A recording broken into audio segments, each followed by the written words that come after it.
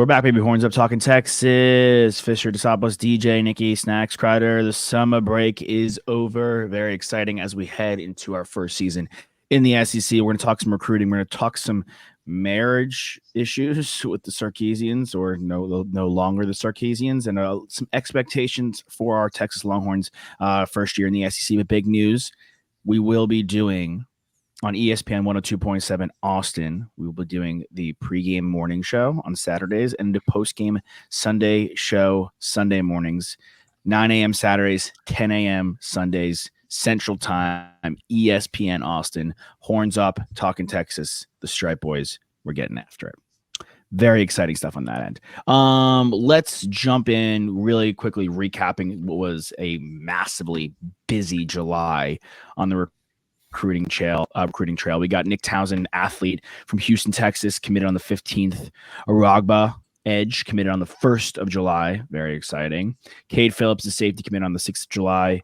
On the 12th of July, Jonathan Cunningham, linebacker. And then most recently on the 25th, Josiah Sharma, defensive lineman, 6'4", 325 pounds. Massive for a high schooler coming into the University of Texas. A lot of those guys in the defensive front. Any takeaways from you guys on what was a very busy July for Sark and the boys? Building the defense. I mean, defense wins championships, especially when you're heading to the SEC. So it was a great month for defense. I know Nick Townsend, he's listed as an athlete, but I imagine they're going to have him play edge for us.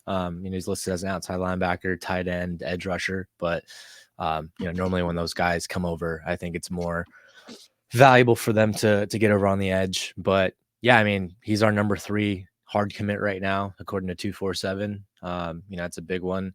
Hopefully a lot of guys follow suit. And, I love that we're just dominating Texas in general.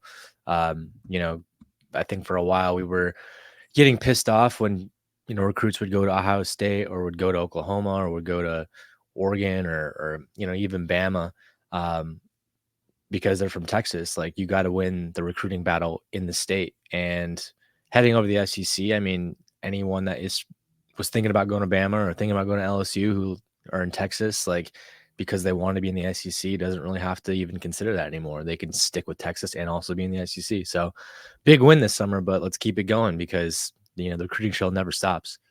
Mm-hmm. Yeah, I think just increased activity in what has normally in years past been a slower time for recruiting news, college news, just in general for our own university, conference news at certain times, in past years, as we were a member of the Big 12, we've been very, very relevant. I mean, part of that I think has to do with how much people are talking about college football in June and July because of College Football 25, the video game being released, and that certainly, being at the forefront of a lot of people's minds as they get excited for end of August, September when games begin. But just positive news is a big deal for us as Longhorn fans and for this Longhorn athletic program. This is not the continuation of what ended in the college baseball season and how we have been a popular name in conversation all across the board for the last 2 months. 2 months is positive. And I'm excited. I mean, the whole dictation between whether UT will be attached to Tennessee or to attach to Texas and how the conference will communicate which teams are playing each other. And obviously we get the designation of TEX, Tex, which some people are upset about and other people are excited about. But either way, this level of relevancy, while we internally have always known that that's where we needed to be, I think we're getting that external validation from the rest of the country. And I think these recruits coming in is more examples of that and more examples of our staff continuously working hard and successfully working with the game plan that they put forth for themselves. So I'm pumped. I mean, I don't know how this could be a demoralizing thing for us as Horns fans. I mean, I think this is good, positive momentum to keep going into the season. Yeah, 100%. Yeah. We also had a watch list release. They're going to give the preseason watch list for all the awards. Maxwell Award given to the best player in college football. Winner last year was Michael Penix Jr. Ironically, he didn't win the Heisman, but he won the Maxwell Award. Quinn is the only player we have on that list, but you have to imagine he's one of the guys that is highest up on that watch list. Does he have the most to gain out of everybody this season? I think he's got the most to lose and gain, because Okay. I think the expectations are so high for him that this is like one of those make or break years if you're like a free agent in the NFL or the MLB or the NBA, where you're on a contract year and you're proving your worth to the league. This year you have to put up or shut up, where if you don't succeed and if you don't win and you don't play to the best of your abilities, then you're going to lose a lot of money, because this could make the difference of him being a top 10 pick in the NFL or being a 5th round pick in the NFL. And also, you got Arch Manning looming behind you too. I mean, there's so much hype on him, that, coming into his redshirt, freshman year, technically, since he redshirted last year, there's always going to be chatter of like, if Quinn's not performing, then when's it time to put Arch in? And I think they probably understand in that quarterback room, like the dynamic, and they put all that behind them. They don't listen to the media and they don't listen to the fans when it comes to those type of uproars. But ultimately, it just comes down to playing well and taking care of the football and performing to the best of your ability. I mean, you were the number 1 recruit coming out of high school, highest rated recruit, since Vince Young, Trevor Lawrence, and you got to really live up to that at this point. I think by and large, it's been a little bit underwhelming, in terms of just productivity. I mean, a lot of it has to do with the fact that he hasn't been able to stay healthy for a full season, but going to Ohio State and then transferring, coming to us, not playing full seasons. And then of course, not being able to win the big game.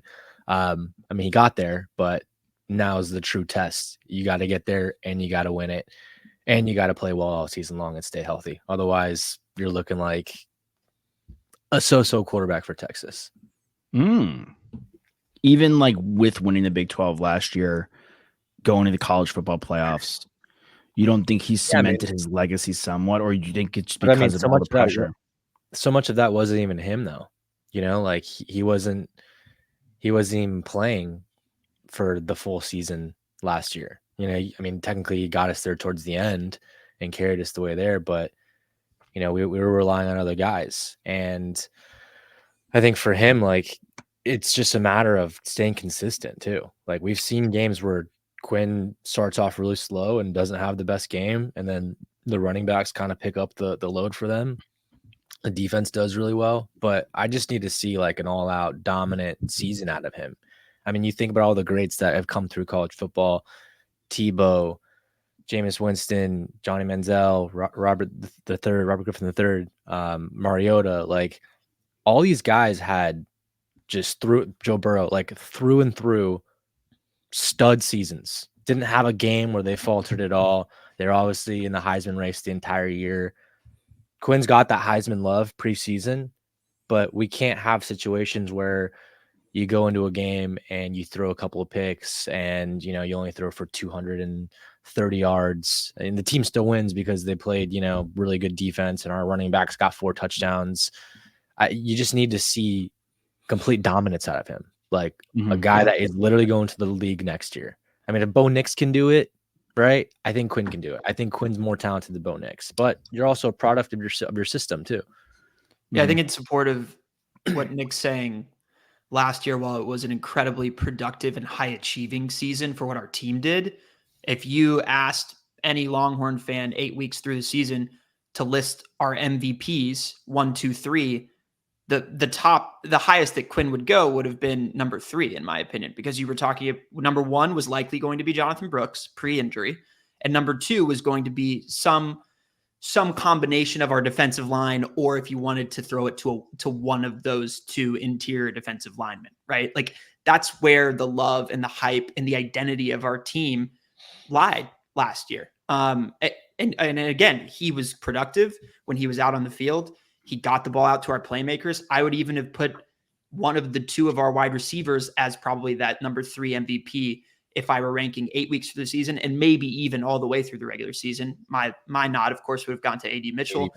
yeah, I think you guys are probably in that same boat. So yeah, the preseason hype was there though. He was a preseason Heisman candidate going into last season. He's there once again going into this season. But I think to cement legacy, he has to do it again. He has to replicate. And we even though we keep saying to ourselves, to our friends in group texts and chats, as we're discussing Longhorns, oh, we have a relatively easy schedule. Well, it's still not as easy as it was last year when we were playing Big 12 teams in comparison to SEC teams. So this we have he has a challenge ahead of himself, but I think he's never been more prepared than he has at this point. The more you mature, thing about Bo Nix is he got better collectively as he progressed through his college career, and Jaden Daniels as well. Jaden Daniels as well. Michael Penix as well. And I think Quinn has shown us that he can continue to elevate his game as he matures. So that makes me hopeful for what he's going to be as a QB this year. Bo Nix, Jaden Daniels, Michael Penix, they were all at the Heisman ceremony, right? Yes. Those are the finalists? Yes. And Milroe. Is it a coincidence? Okay, so Milroe is the exception. But is it a coincidence that all those guys are fourth year, fifth year seniors, No, not at all. I mean, I think it's interesting. Because I agree with I just agree with every. Yeah, it's true. I agree with all the sentiments around Quinn Ewers. Heavy lies the crown, right? It's the heaviest crown and like the most pressure because of, yes, he's not been fully healthy in his 2 seasons as a starter. Yes, he's shown unbelievable flashes of like, oh, this is why this guy's the highest recruit ever. This is why this guy's a projected first-round pick. He's athletic. He can make the throws. He controls a really good game. He's also had lackadaisical, like he came out of that OU game kind of lackadaisical, and that was a big game, and that was the only loss in our season. He turned it up in the second half versus Washington, but he struggled in the first half versus Washington. Again, that was our second loss of the season in the college football playoff. Did he get us there? Yes, he had a record-setting Big 12 championship game. But him staying healthy and putting together a fully healthy season is massive on multiple fronts. And I think heavy lies the crown because we got our wish of having depth behind our starters.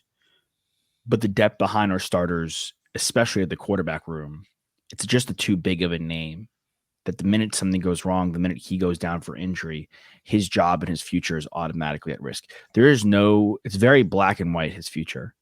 He either balls out and goes to the NFL draft, or he struggles, doesn't do well, either gets hurt, then Arch comes in, and he's in the portal next year, or drafted not as high. There's no way he's coming back for a senior season as our starting quarterback. No, this is it.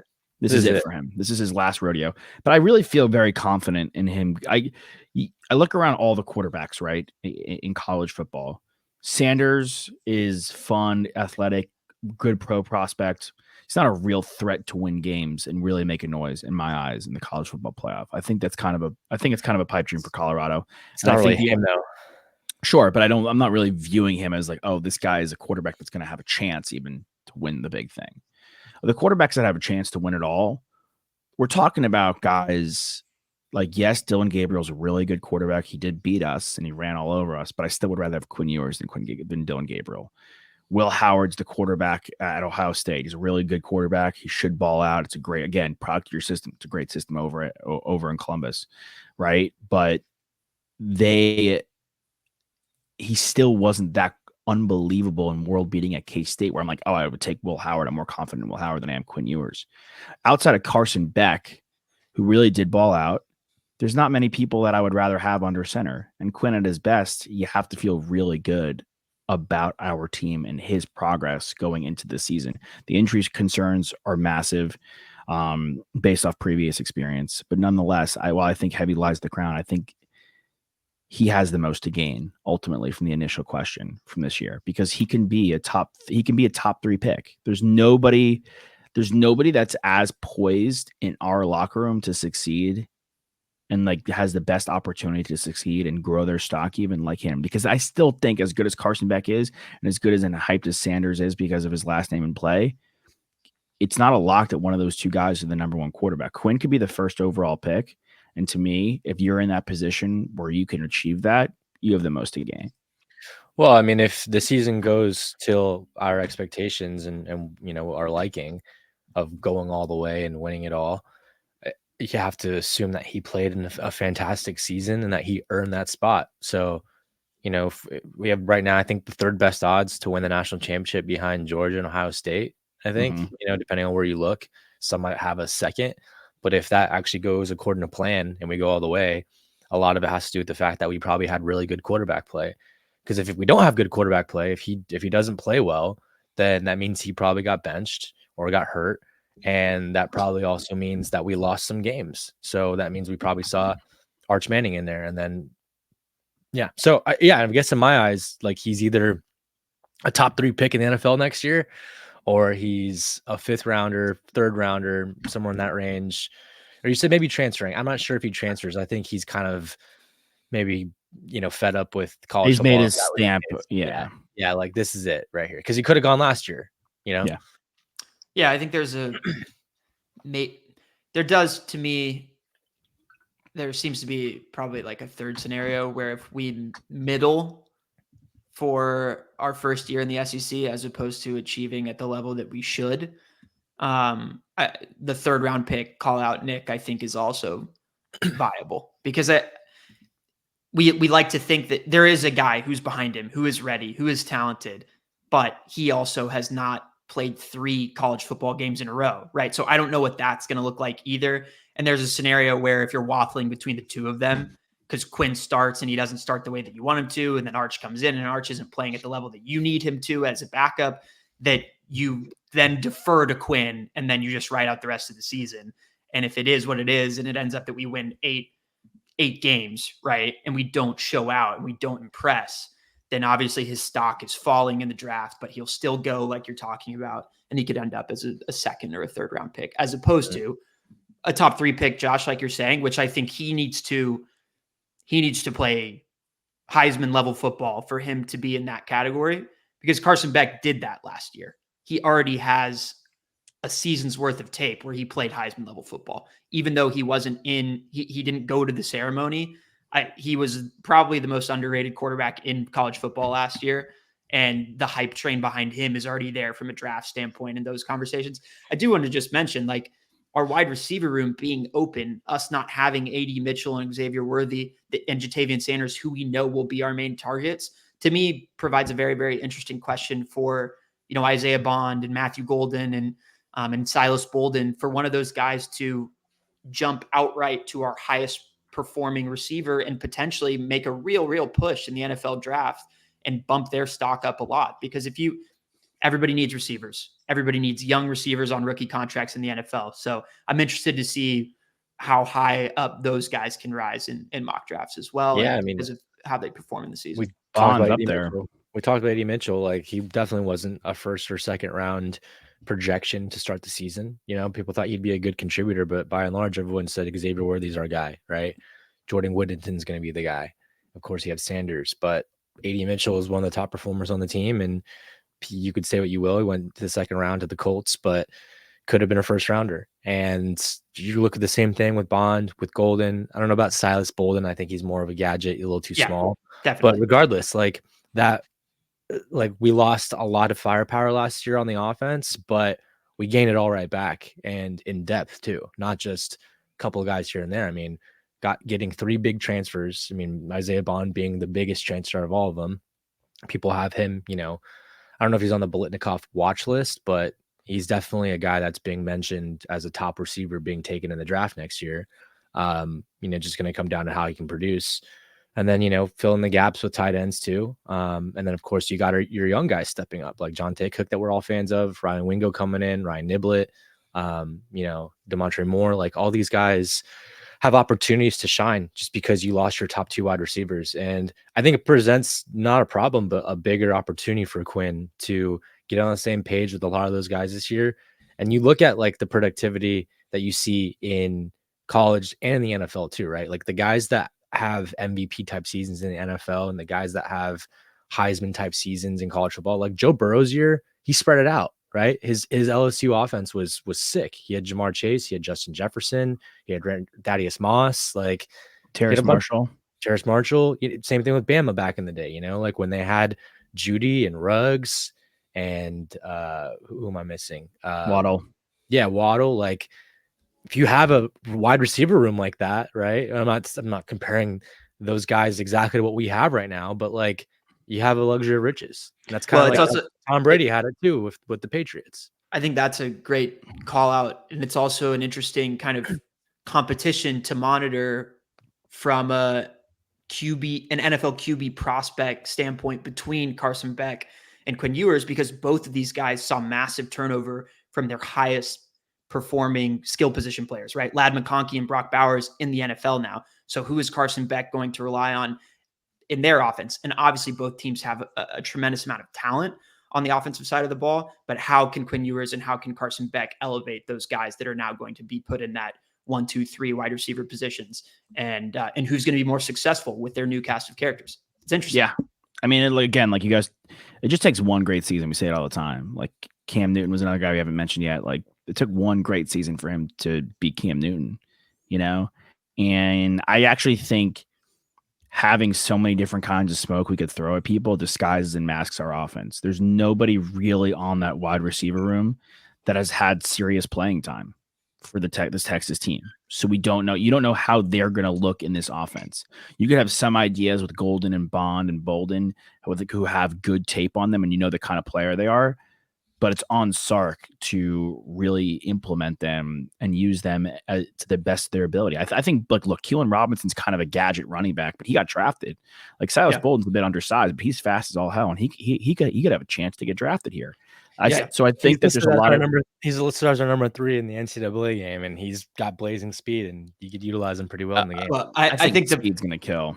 The funny thing is that we've spent the last 7 minutes talking about our receiving room, and ultimately it starts with running the football for our team. Once again, I think going into the SEC and our most tantalizing kind of 1-2 punch and offensive weapons in my mind, even though Quinn is the one that touches the ball first on our offense, are our 2 running backs and how talented they are, and the guys behind them as well. But Blue and Baxter are going to be a force to be reckoned with. And you mentioned, Nick, in the preseason odds, who are the 3 teams, right? It's Georgia, it's Ohio State, and then we're right after those teams. Obviously, Ohio State has a tremendous backfield, and that's one thing that I know a lot of people who do play college football 25.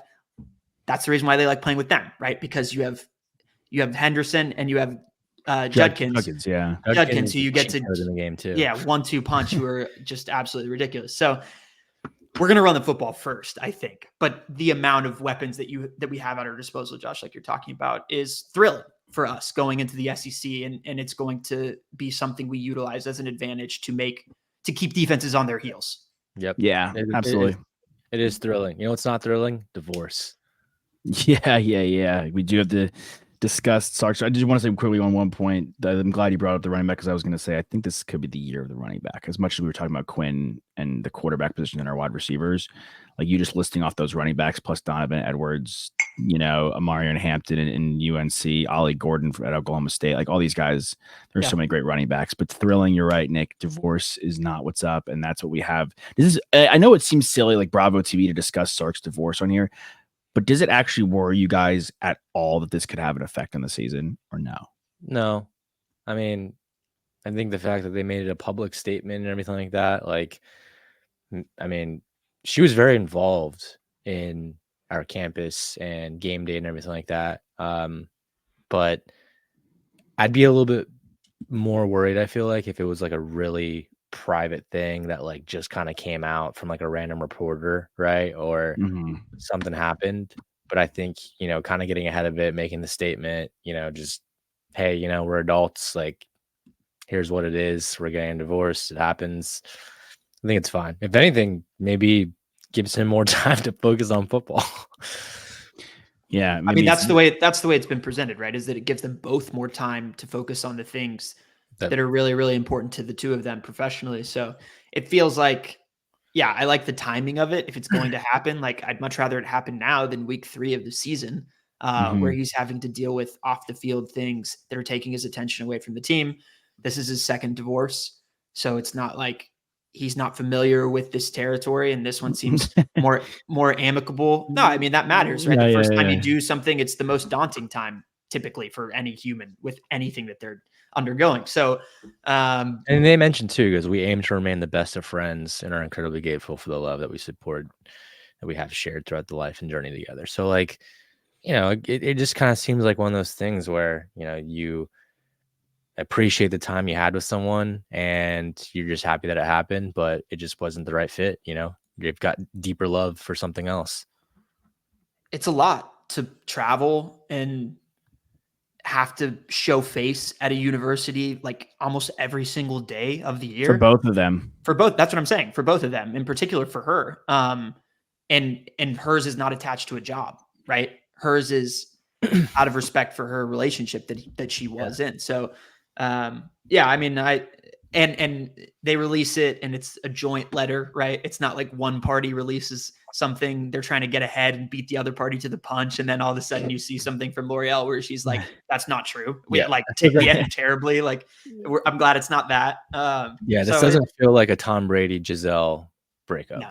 Or Bill Clinton that did not have sexual relations with Sark releasing a statement like that. No, yeah, I mean, look, it has to be just Longhorn Nation because she's such a massive part of it. He is such a massive part of it, so it has to be discussed, and the question has to be posed a little bit. It's like, hey, like Sark is a human being that has come such a long way, but when things arise like this, you have to have somewhat of a bit of worry because of his past. But I think he's done the work and he's made the progress. And again, like you guys say, they jointly filed for divorce, that this shouldn't be too much of an issue.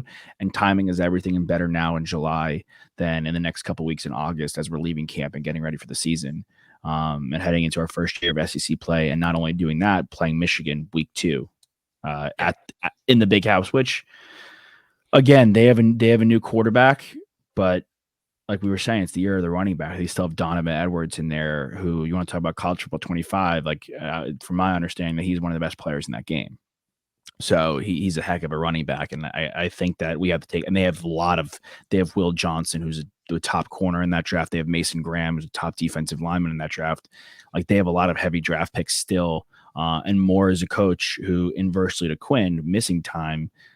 He gained time with Harbaugh missing time last year and coached a lot of games for Michigan. So it worked out pretty well for his favor to jump in for that job. So better now than later for sure. But I'm glad that we're all in agreement that it shouldn't matter. Horns up, guys. Talking Texas. Good to be back. Good to be talking about a team that's third best odds pre-show. One of the things I said to the guys was, maybe we discuss realistic and unrealistic expectations. To Nick's response was, we have the third best odds. So there are no such thing as unrealistic expectations for the team this season, which is actually a heck of a place to be. We'll see you guys next time. Fisher Desopoulos, DJ, Nikki, Snacks, Kreider. Hook 'em.